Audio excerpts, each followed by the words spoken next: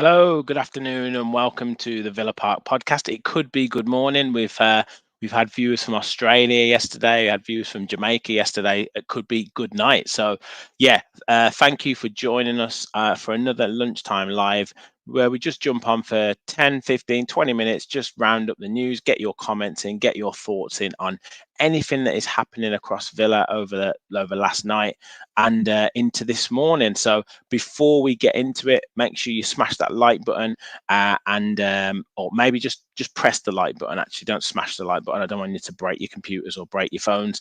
And yeah, hit the subscribe button if you're new to the channel. Get your comments in, and yeah, help us on the road to 4K. We're very, very close to 3,300, yeah, wanting to hit 4K ASAP. So yeah, thank you very much. We've already got people in the chat, and Blooms is in the house joining me live for a change. Lewis, good afternoon, mate. PJJ in the house as well. AVFC Watsy's in the house. Great to see you, John, as well. So yeah, thought we'd get in, while people are on their breaks. Just talk Villa. So few things I wanted to chat about. Obviously, Leander Dendoncker looks like he's on his way out. So we'll chat about him. Potential of us being interested in the German international Borussia Mönchengladbach player Florian Neuhaus. So we'll have a little chat about him. And also, obviously, Villa target Morgan Rogers played last night in Middlesbrough's 6-1 defeat against Chelsea. Just wanted to, get your thoughts on how you thought he played. Did he pass his audition, I would say, for Villa in terms of a move? Obviously scored a goal, and yeah, so I wanted to kind of just chat him. I know we've talked about him for a few episodes now, but it's the transfer that everyone's kind of talking about with Villa at the minute. So can we get it done? Although things do look like they're moving in terms of other players, and it looks like we've lost out to that goalkeeper. Lost out on that goalkeeper, Vladimarson, I think he's called. He's going to Brentford. So, yeah, interesting to see what everyone thinks on that. Michelle's in the house as well. Great to have you on board. Michael, Aaron as well. Good afternoon, guys. Thank you for joining. So, Leander Dendoncker, he looks like he's off to Napoli on loan for the rest of the season. I think flying out to Italy today, so he's probably there right now to do his medical.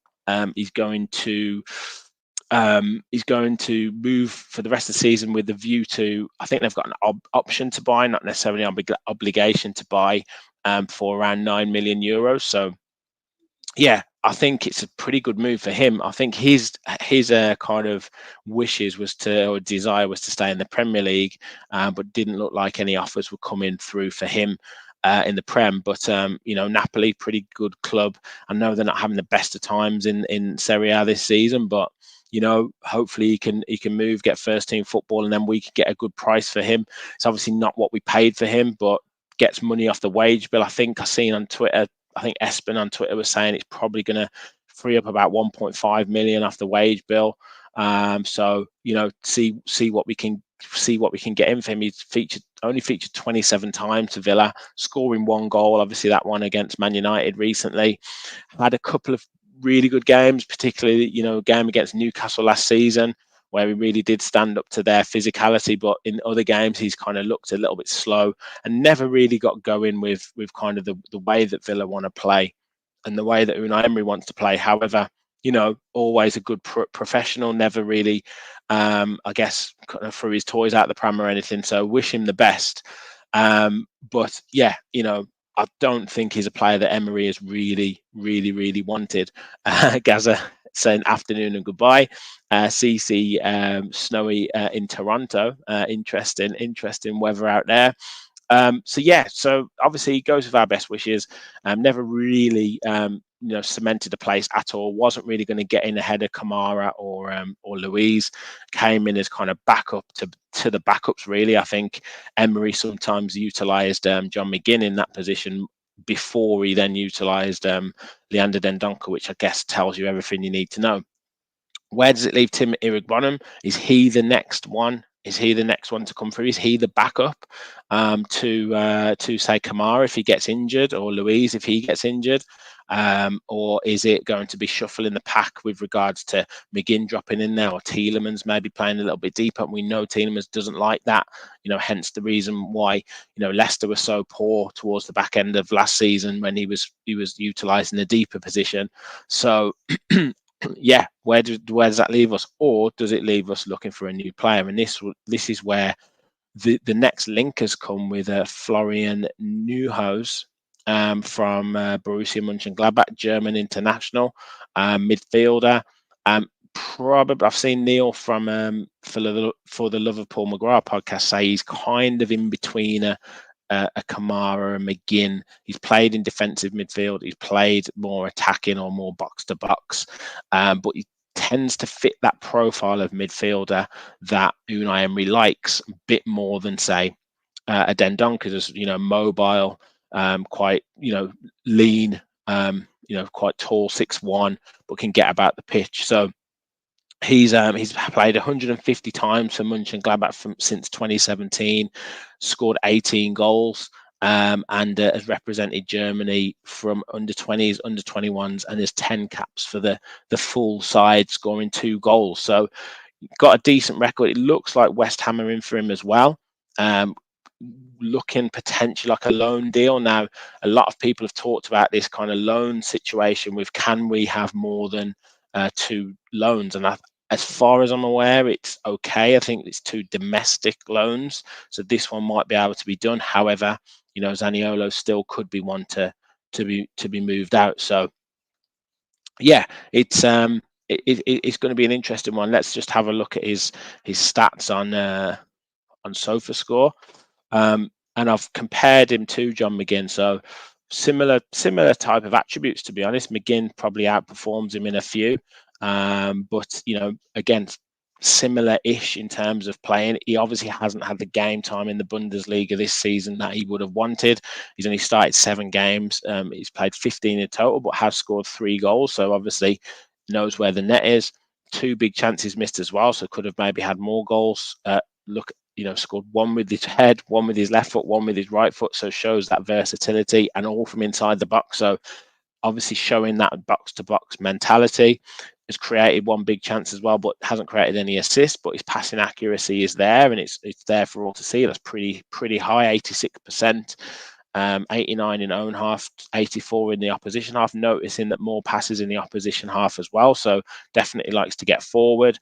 2.9 in terms of ball recoveries. So again, pretty good in terms of that midfield element of recovering the ball in the opposition half, and 54% on successful dribbles and 43% on ground duels won. So not too bad in terms of that.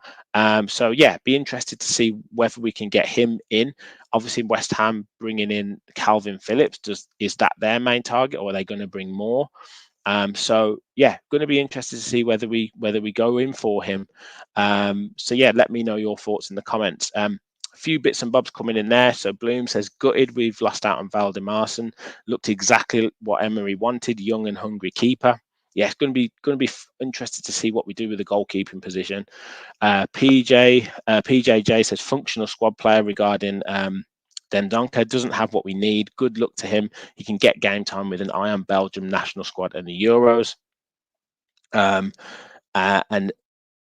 He speaks German. It's pronounced Neuhaus. Okay, fantastic. Thank you. And Cat Cannon says maximum of 4 loans apparently. So that's an interesting one. So maybe we can be a little bit more relaxed with regards to the loans. So yeah. And then in terms of, like I say, we'll see that coming through. Not more than 2 at any one time. So maybe we do have to let someone go. But there's so much talk on Twitter about loans and this and that. So yeah, it's a minefield, to be fair.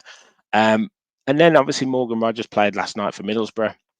Local lad, as we know, as I said yesterday, used to represent Harhaus Hawks in Hales Owen as a really young kid, and then West Brom Academy, Man City, on loan and ended up at Middlesbrough this season, done quite well, and obviously featured last night in Middlesbrough's heavy defeat. But I think he came out of it with a fair bit of credit. And from what I saw in that first half, he had a thankless task up front by himself, but had a nice shot in the first half.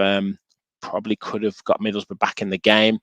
And in terms of statistics, he played the full 90. This is FOTMob here that I'm looking at. He had 3 total shots, scored 1 goal. It was a lovely finish towards the end. 73% in terms of accurate passes, so 11 from 15.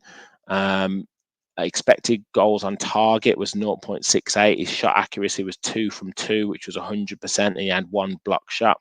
38 touches in total, 6 touches in the opposition box, which when you're beating 6-1 probably isn't too bad. Only 1 out of 6 successful dribbles, but I guess in context, it was probably up front by himself.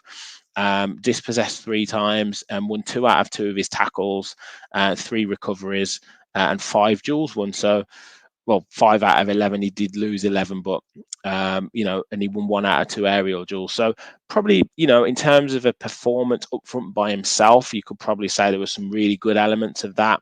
Probably some elements where we'd need to work. But in terms of, I guess, raw materials, he kept going. He scored right at the end. You can probably say he came out of it with a fair bit of credit. Middlesbrough said that they're growing a little bit frustrated with Villa's, I guess, moves in the market, but I'm sure that's what they're going to say. They don't want to lose him. They don't want to lose him for less money. But it's one of them. I mean, do you go 10, 15 million with it? I can see the idea of kind of balancing FFP, balancing the books, looking at a player, letting go players that are part of your academy to utilize players that are younger from other clubs. It's the way that people are gaming the system. It's a little bit strange. Gaza says he's got a question from his mate. Doesn't make sense. We will have to buy Archer back in 3 months' time. Is this guy better? 2 championship goals in 18 games.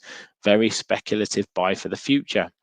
But then you've also got people saying you've got to trust Unai Emery, you've got to trust in the scouts, you've got to trust in the process of what he's doing. So, yeah, is he coming in to replace, say, a Zaniolo that could be moving on? Zaniolo hasn't pulled up any trees. He's a similar age to Zaniolo. Obviously, Zaniolo's got more experience, but has he done it enough for Villa? Does this guy who's played Championship, obviously tough league, have to put yourself about? Can he step up into the Premier League? Does he have that raw material to do it? It's a bit of a debatable one. CC says, per Rodgers, he seems to be a natural striker with a drive for goal and similar ability as Archer with his clean shots. I understand the Philogene comparison, but perhaps Rodgers is slightly mature. He certainly looks a bit stronger. Certainly looks a bit more physically capable. So yeah, that's what I would say in terms of that. And Bloom says he's not blowing him away. So yeah, we're obviously going to see in the next couple of days whether we get a deal over the line. But it does look like things are moving. Obviously, that came out of the blue with Dendonker. You've obviously got Traore we're looking to move on. You've also still got the Duran rumours there. So there could be 1, maybe 2 players coming in. Like someone tweeted yesterday about John Percy, said a right back. Obviously, Kostan Nedeljkovic has come in, albeit in the summer. You talk about a forward player. Rodgers looks like that player. And then potentially a striker. So are we looking to manoeuvre for a striker to come in? And then, maybe that midfield position as well, if it can be done. Scotty says looks a possible rumour that Duran has picked up a hamstring injury, not confirmed yet. So that could either accelerate the process of getting a forward player in, or it means that he doesn't leave. So yeah, there's a lot to be said for what happens in the next few days. Obviously, we've got Chelsea on Friday night. What does everyone think about the performance yesterday? They looked pretty rampant, albeit against Middlesbrough, looked pretty shell-shocked with regards to their passing out from the back. I mean, that was just schoolboy play. But Cole Palmer's looking sharp. Raheem Sterling looked sharp. And Broha, I think, scored. So there's a few of their players that went down as a house and own goal, but Fernandez scored as well. So there's a few of their players that are looking quite sharp. But I think having that bit of a break, players coming back fresh, you know, we could certainly give them a game. Obviously, we beat them there earlier on this season. They're not going to have the gaps. We've obviously got a lot more threat going forward than Middlesbrough, but it was a bit more. I wanted extra time. And it obviously wasn't that. And you know, they're going to Wembley now. Chelsea could come out with a trophy. So yeah, it'd be really good for us to get the win and take it from there. But yeah, it's going to be interesting. We'll obviously preview that game tomorrow night on the match preview. But yeah, they'll be coming into it with real confidence. So yeah, gonna be an interesting one. Obviously, there'll be more news coming through the day, but I just wanted to round up those. Obviously, Dendonker, wishing the best at Napoli. Great move for him, I think. You know, and if we can get €9 million for it, I'll take that. Make sure, as Gaza says there, you remember to like and subscribe. We will be back tomorrow night with the match preview for Chelsea. It feels like ages since we played football. I know it was only just over a week ago, but it just feels like ages. So we've got Chelsea to come Friday. Then we've got the big one for me, Villa v Newcastle. Obviously, me living in Newcastle, so that is going to be a massive one for me. So we'll be previewing that, all the usual jazz, match reactions, match previews, all that stuff. So make sure you're staying tuned to the channel. I'm going to leave it there for this afternoon. Thank you all for jumping on board. As Gaza says, hit the like button, hit the subscribe button. Thank you for all of your support. And as always, remember, we'll follow the Villa. Thanks, everyone.